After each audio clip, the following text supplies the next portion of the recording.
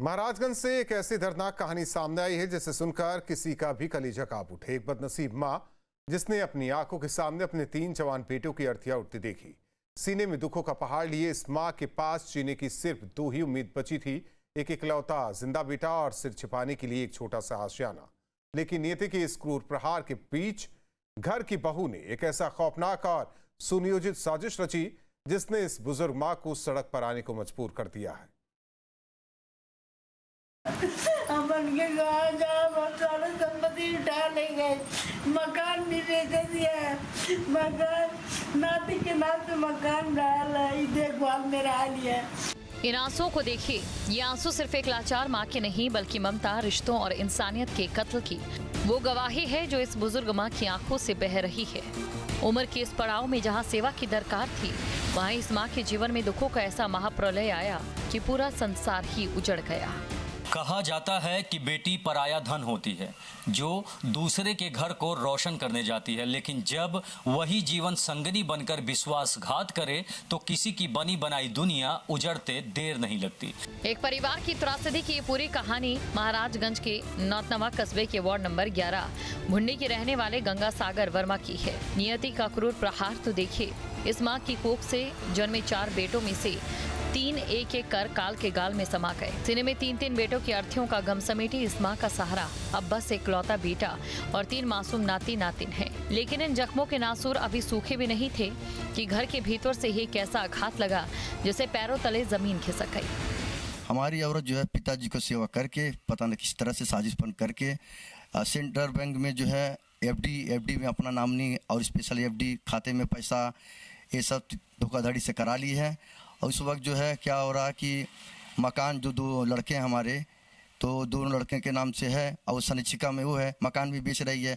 काफ़ी लोग आए देख गए हैं मकान और जो है धमकी भी देती है, तुम लोग कुछ न कर पाओगे, हम मकान बेच लेंगे। पारिवारिक कलह के बहाने बहू मायके चली गई, लेकिन ये लगाव कोई आम बात नहीं बल्कि एक सुनियोजित साजिश थी। आरोप है कि बुजुर्ग ससुर के जीवित रहते सेवा का ढोंग रचकर बहू ने छल पूर्वक बैंक के सारी जमा पूंजी में खुद को नॉमिनी बना लिया। ससुर की मौत होती वो सारा धन लेकर चंपत हो गई। तो ये था कि बीच में अभी ये जो पिताजी जब एक्सपायर किए तो उसके बाद उसमें घटना आया ये तमाम तरीके की जो है कि पैसा वैसा एफडी कर लेकर। उसके बाद फिर दूसरा घटना आ गया कि 2026 में एक शुभम जायसवाल था, नौतनवा की रहने वाला था, वार्ड नंबर 19 सुभाष नगर का रहने वाला था। उससे 4 महीना तक घर ही में संबंध बनाती रही।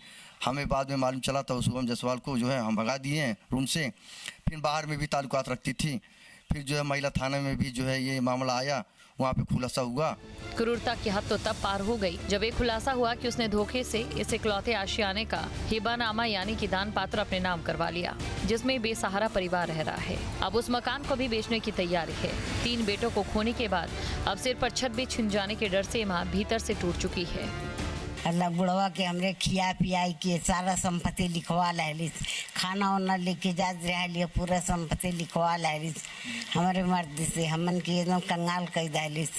अब हमन के कहाँ 1 ठो नाती 2 ठो नाती बाटे, 1 ठो बेटवा बा, 3 बेटा हमार मर गए। अब साहब हम कहाँ जाब बुढ़ापा में हमन के कहाँ जाए लड़का लेके नाती लेके। न्याय की आस में ये परिवार कोतवाली के कई चक्कर लगा चुका है, लेकिन आरोप है कि अब तक सिर्फ आश्वासन मिला, राहत नहीं। थक हार कर अब इस टूटे हुए परिवार ने सूबे के मुख्यमंत्री योगी आदित्यनाथ से गुहार लगाई। इस मां को उम्मीद है कि महाराज जी की न्याय नीति में उनका ये आशियाना उजड़ने से बच जाएगा और मासूम बच्चों का भविष्य अंधकार में नहीं डूबेगा। और जो है अब इतना हम लोग दुखित है, इतना हम लोग परेशान हैं, पीड़ित हैं कि हम कहाँ जाएं। और सरकार से उम्मीद है, प्रदेश सरकार से उम्मीद है, योगी जी से उम्मीद है कि योगी जी जो है हम लोग का समाधान करें। हम लोग बहुत दुख दर्द में हैं, बहुत कष्ट में हैं। रिश्तों के तार जब लालच की भेंट चढ़ जाए तो समाज का ऐसा ही खौफनाक चेहरा सामने आता है। अब देखना ये होगा कि बुजुर्ग की मां की चीख लखनऊ में बैठे मुख्यमंत्री योगी आदित्यनाथ तक कब पहुंचती है और इस बेसहारा परिवार को कब तक इंसाफ मिलता है। Team news street.